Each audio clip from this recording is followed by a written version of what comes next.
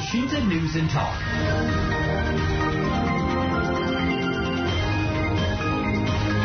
Presiden Joko Widodo menyoroti serapan anggaran oleh pemerintah pusat dan daerah yang masih rendah. Hingga bulan November 2023, serapan anggaran belanja pemerintah pusat baru sebesar 76% dan pemerintah daerah yang sebesar 64%. Menteri Keuangan Sri Mulyani pun mengatakan akan mendorong baik pemerintah pusat ataupun daerah untuk meningkatkan serapan belanja pada 1 bulan terakhir ini.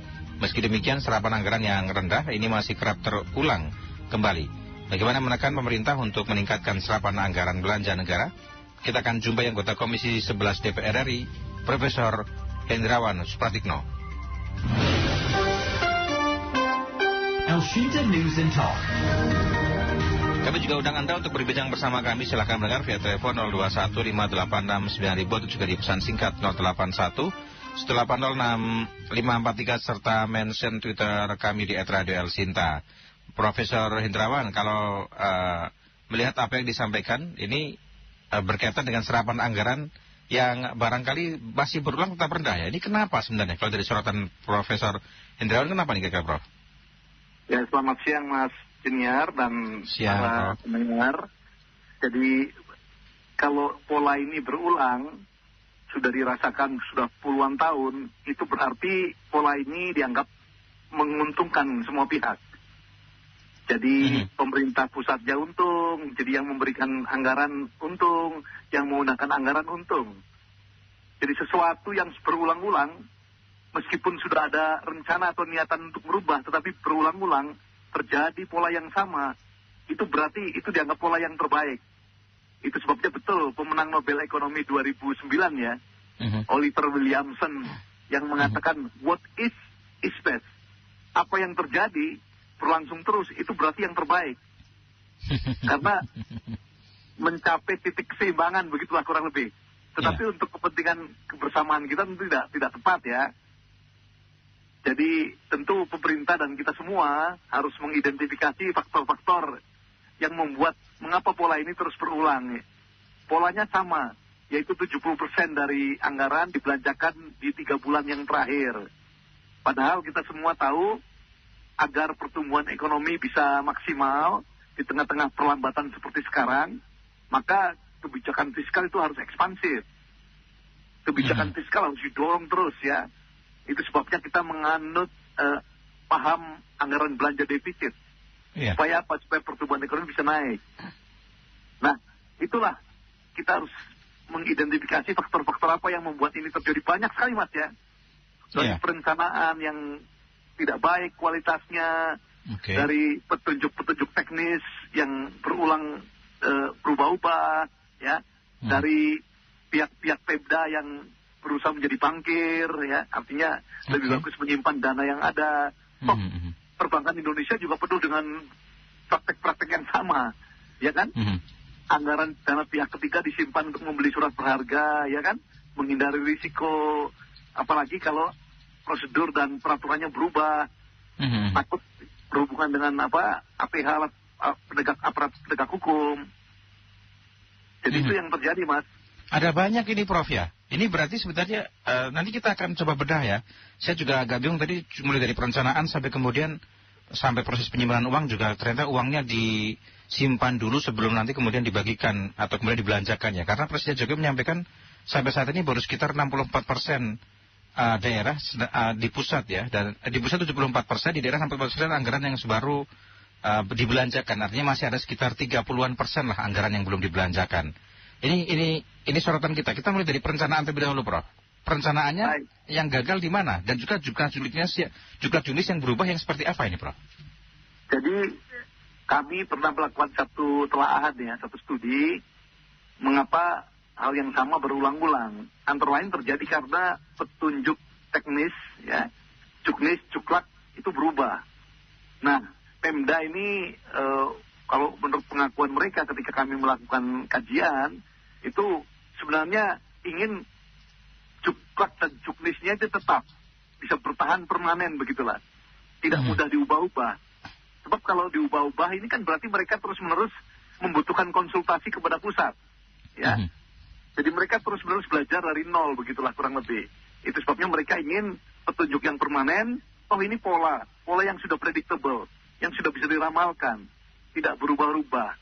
Jadi itu soal petunjuk teknis dan pelaksanaan. Soal perencanaan, banyak perencanaan yang sekali lagi dibuat agak tidak matang ya. Ada yang menyebut ugal-ugalan dan seterusnya. Karena apa? Proses yang terjadi dengan musrenbang des, musyawarah rencana pembangunan desa, kemudian dilanjutkan ke musrenbang kecamatan, kabupaten, kemudian provinsi dan pusat, itu sering yang sudah direncanakan tidak dikerjakan, yang tidak direncanakan dikerjakan. Yang titipan yang dikerjakan biasanya mungkin barangkali. Iya, jadi inilah sekali lagi persoalan-persoalan birokrasi kita kan banyak ya. Tugas kita bersama sebenarnya ya tugas-tugas instansi pemerintah untuk melakukan koordinasi dan komunikasi dengan baik. Tetapi kan kita juga semua tahu koordinasi dan komunikasi dianggap mengurangi rezeki ini loh.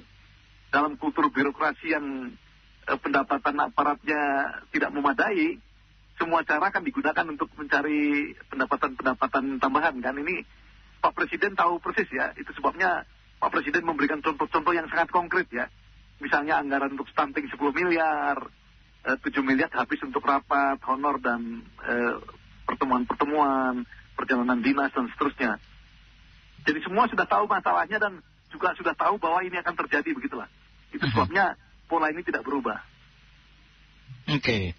Agar kemudian pola ini bisa berubah bagaimana? Karena ini ada pendengar yang menyampaikan begini ya, bahwa bulan-bulan akhir-akhir seperti ini di akhir tahun biasanya banyak pejabat PNS pada ramai kegiatan, mulai dari ke Bandung, Jogja, Bali, bahkan pada study tour semua sepertinya ini. Ini ada tanggapan seperti itu. Ini menyorotnya bagaimana ini, Prof? Iya, menyelesaikannya banyak ya. Tetapi intinya memang kita harus mengakui ya, pendapatan efektif dari aparatur sipil negara kan memang tidak memadai. Itu sebabnya ketika Gus Dur dulu menjadi presiden, pertama tugas yang diberikan oleh Gus Dur kepada Menteri Koordinator Perekonomian, diminta untuk menaikkan gajinya sampai 600% kan. Tetapi kan kita tidak mampu untuk meningkatkan gaji setinggi itu. Jadi itu sebabnya ada istilah-istilah plesetan kan Mas. Di Indonesia ini ada anomali. Anomali itu ketidakwajaran. Misalnya semakin banyak pengawasan, semakin banyak kebocoran. Itu kan menunjukkan bahwa yang diawasi dengan yang mengawasi masih sama-sama lapar gitu kan. Tapi ini tantangan kita bersama dan bukan hal yang baru. Bahkan topik ini di El Sinta pun berulang-ulang kan. Tiap kali Presiden selesai menyampaikan komentar yang sama juga. Jadi kalau masalahnya sama, komentarnya sama, ya polanya terjadi sama, itu berarti pola itu sudah dianggap sebagai pola yang terbaik yang melayani semua kepentingan. Berarti ini sudah akan seperti ini terus kira-kira ya, tidak akan berubah ya. Kalau berubah barangkali berarti nanti akan berubah pakem.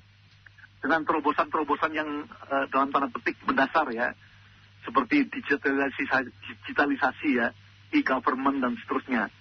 Ya sebab kalau itu tidak diterapkan, tentu perbaikannya ya tambal sulam.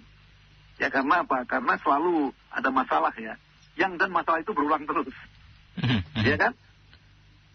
Seperti transformasi digital itu tidak kemudian merubah gaya, merubah pola yang sudah ada berarti, Prof? Sedikit-sedikit ada perubahan lah, tetapi memang belum secara substantif dan signifikan ya. Seperti yang pengadaan barang dan jasa yang dilakukan sentralisasi, misalnya pembelian laptop ya, yang dilakukan secara sentral oleh LKPP, ya Lembaga Kebijakan Pengadaan Barang Pemerintah, itu ternyata bisa menciptakan penghematan 1,3 triliun. Itu baru satu produk yang namanya laptop. Coba bayangkan kalau ini bisa diperluas ya untuk produk-produk yang lain yang secara masif digunakan oleh pemerintah ya. Alat tulis kantor, tiket pesawat, aspal untuk infrastruktur, dan sebagainya, tentu penghematannya akan banyak ya. Ini perlahan ya, sepertinya sudah ada upaya-upaya perlahan seperti di LKPP sudah ada seperti itu. Mungkin barangkali nanti ke depan juga kalau kemudian ini dilakukan, mungkin tidak semuanya bisa tersentralisasi ya, kan karena ada misal kebutuhan-kebutuhan daerah yang kemudian tidak bisa dipenuhi. Tapi dengan pola-pola yang digunakan seperti yang sama, sementara sentralisasi hanya di provinsi tertentu misal. Kemudian produk-produk lain begitu yang digunakan secara digital. Ini nanti akan lebih mempermudah sebenarnya, Prof. Hendrawan. Iya betul. Jadi memang sentralisasi, desentralisasi ini kan harus merupakan bauran. Pilihannya bukan ini atau itu. Bukan desentralisasi full atau desentralisasi full. Itu selalu merupakan mix, merupakan bauran apa yang terbaik ya. Jadi ada integrasi di tingkat pusat, ada adaptasi di tingkat lokal.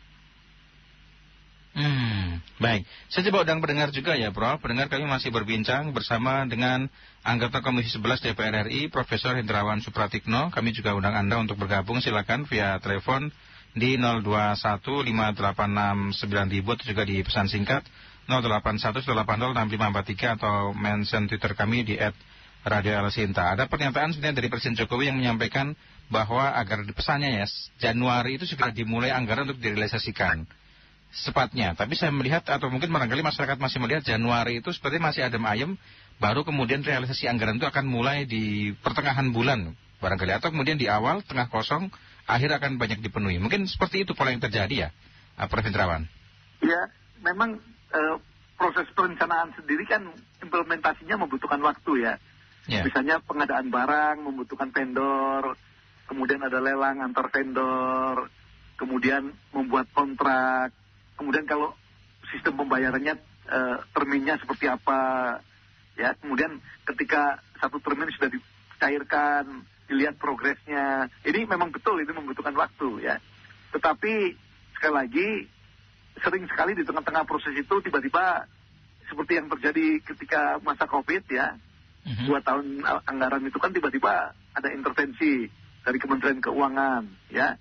Karena memang ada kebutuhan yang jauh lebih mendesak seperti pengadaan alat perlengkapan kesehatan, APK, ya. Kemudian dalam kondisi di mana ekonomi beku, pemerintah berusaha mencairkan dengan menciptakan realokasi anggaran. Istilahnya macam-macam ya. Ada automatic adjustment, ya. Ada self-blocking, ya, dan sebagainya. Nah, tentu program-program mendadak seperti ini yang tentu bisa dibenarkan karena kondisinya memang luar biasa berubah pada saat pandemi, tentu akan mempengaruhi perencanaan yang terjadi, ya. Tetapi kalau itu pun tidak terjadi, kan sudah puluhan tahun seperti itu. Tadi yang saya katakan polanya, 70% anggaran dikeluarkan pada 3 bulan terakhir, jadi kuartal yang keempat ya, triwulan keempat. Sedangkan 30% dicairkan selama 3 kuartal. Jadi itu kan pola yang sama. Iya. Jadi memang bulan November, Desember ini padat sekali ya. Jumlah uang yang banyak digelontorkan, tentu kita bisa mempertanyakan bagaimana kualitas belanjanya ya. Padahal pertumbuhan ekonomi kan salah satunya dipengaruhi bagaimana kualitas belanja yang baik itu bisa dicapai. Oke. Ada pendengar saya bergabung, kita akan sapa terlebih dahulu ya, Prof. Hendrawan. Ada Pak Agung di Jakarta Selatan. Pak Agung, silakan. Silakan Pak Agung. Halo, Siap. Assalamualaikum warahmatullahi wabarakatuh. Waalaikumsalam, silakan Pak Agung. Iya, ini kan tentang pertumbuhan IKM ya, kita mengatakan perkembangannya dan Presiden mementingkan hilirisasi pidatonya. Dan kalau bisa memang IKM ini berkembang.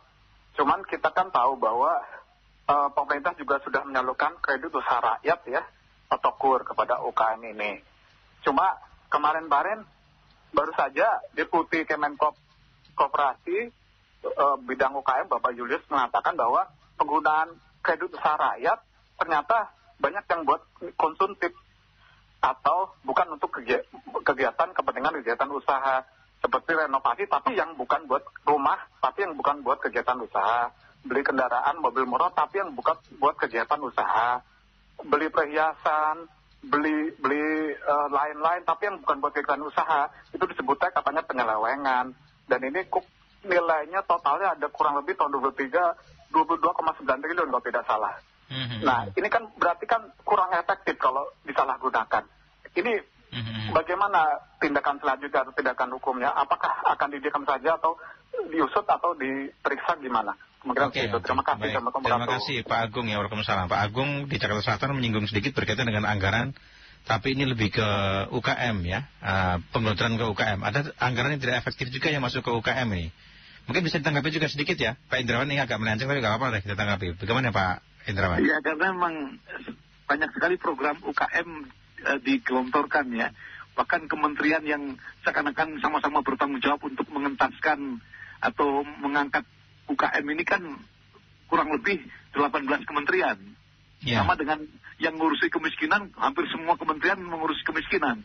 Sehingga program bertagline UKM dan kemiskinan seakan-akan hanya program yang dimasukkan untuk mendapatkan alokasi dana. Ya, jadi itu masalahnya sebenarnya UKM kita ya, dari jumlahnya yang besar, yang kalau di angka umum dikatakan 64 juta, itu kan 85%-nya UKM yang hidupnya kembang kempis, ya. Jadi memang ada yang menyebutnya subsistence level hanya bertahan saja. Yang memiliki daya saing kan 15% kurang lebih, apalagi yang mempunyai daya saing ekspor. Itu sebabnya banyak kredit kecil itu masuk ke sektor-sektor yang konsumtif.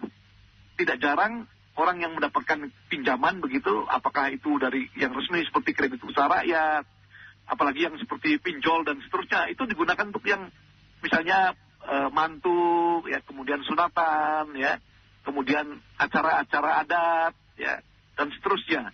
Selain tentu juga untuk menopang ekonomi keluarga yang sering tidak kuat menahan goncangan, ya, karena kan banyak penduduk kita ini hidupnya masuk kategori rentan miskin lah.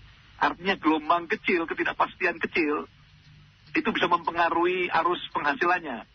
Ya, itu sebabnya kredit-kredit ini berisiko tinggi.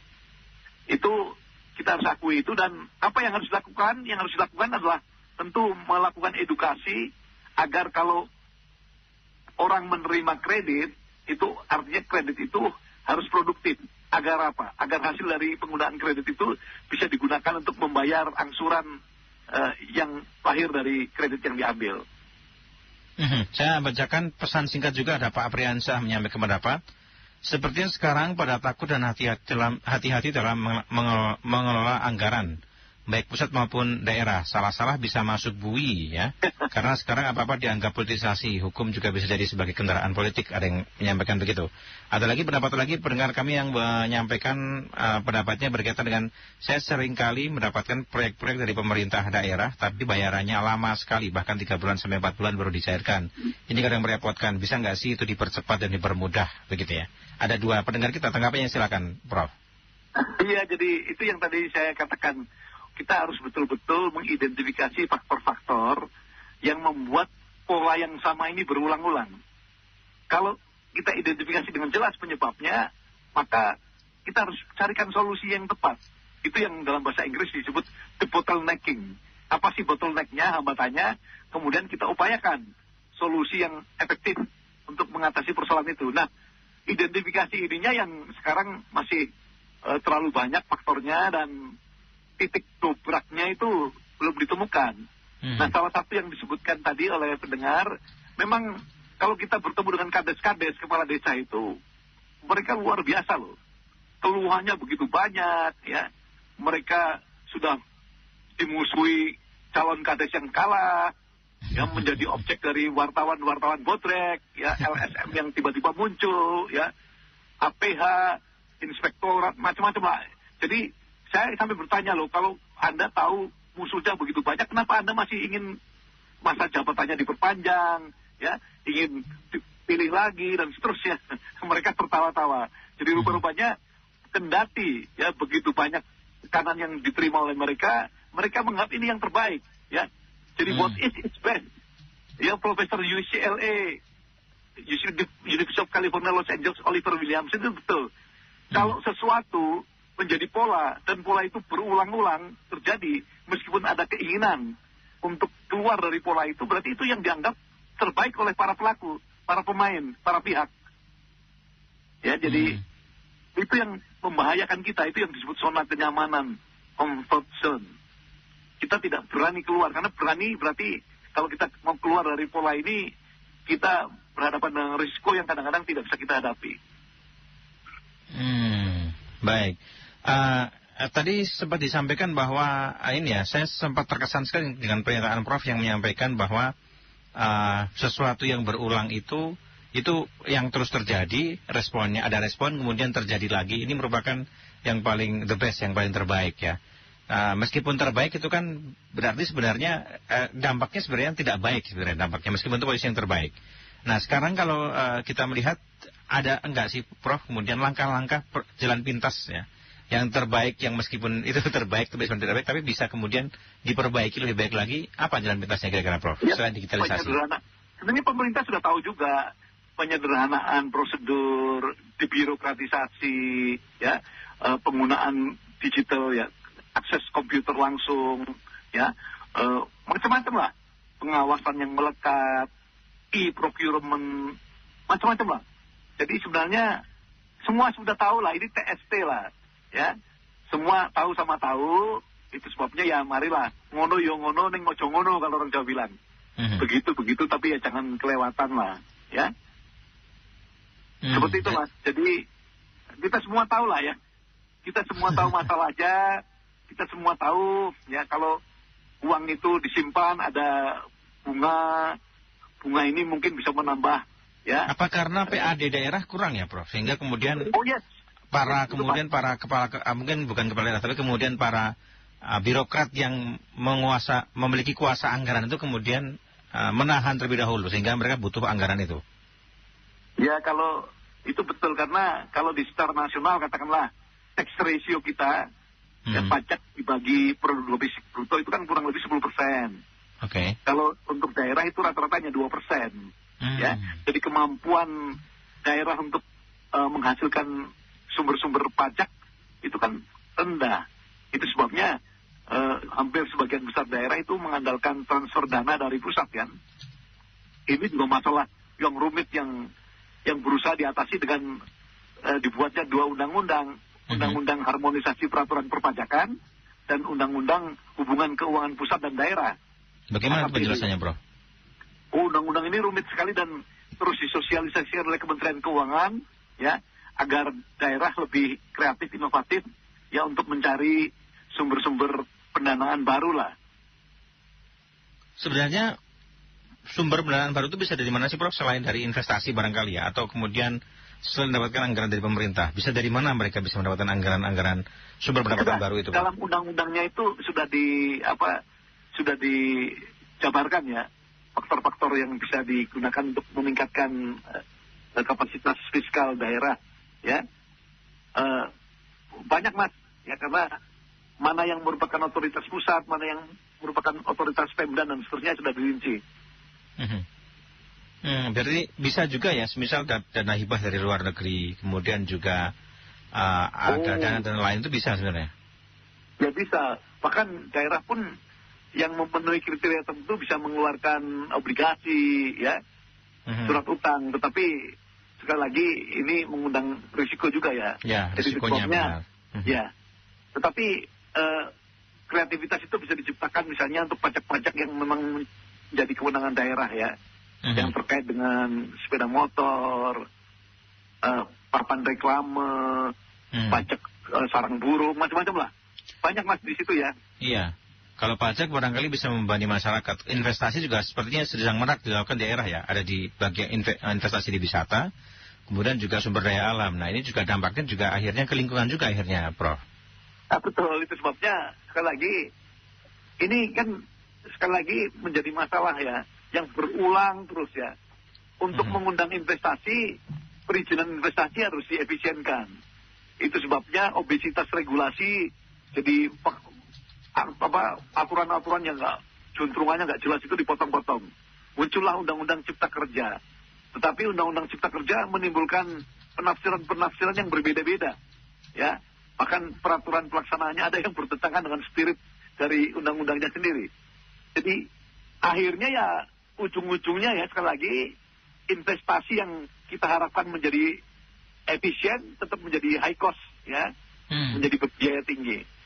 Ini penyakit negara sedang berkembang ya Mas, yang kultur birokrasinya masih belum transparan ya, penghasilan efektifnya ya, pendapatan efektif, saya selalu mengatakan pendapatan efektif ya, artinya yang betul-betul income yang siap untuk dibelanjakan oleh aparatur sipil negara itu ASN. Oke, baik. Terakhir Prof, ada pesan atau closing statement yang mau disampaikan, Prof. Indrawan? Ya, jadi ini tugas kita bersama ya, memang membenahi tata kelola pemerintahan, tata kelola perencanaan program, eksekusi program, pengawasan dan seterusnya. Ini merupakan tugas yang besar sekali, tetapi manfaatnya akan luar biasa karena persaingan antar bangsa, persaingan kemajuan peradaban antar negara nanti adalah persaingan bagaimana birokrasi pemerintahan ini bisa berjalan efektif, efisien, bersih. Gitu. Baik. Baik, terima kasih sudah berbincang bersama kami, Prof. Indrawan. Selamat siang, sehat selalu, Prof. Indrawan. Salam sehat, selamat siang. Anggota Komisi 10 DPR RI, Profesor Hendrawan Supratikno.